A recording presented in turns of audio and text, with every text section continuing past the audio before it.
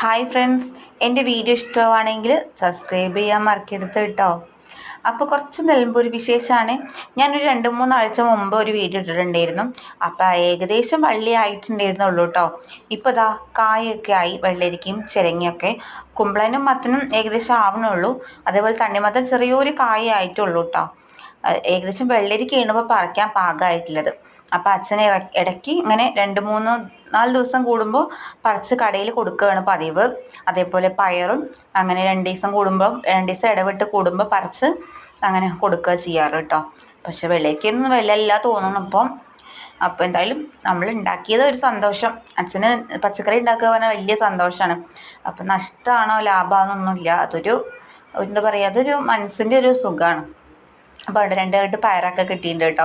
അപ്പം അച്ഛൻ ഞങ്ങൾക്ക് പോകാൻ നേരത്തേക്ക് പറിച്ചൊക്കെ തന്നു. അപ്പോൾ ഓക്കെ, എല്ലാവർക്കും സുഖമല്ലേ?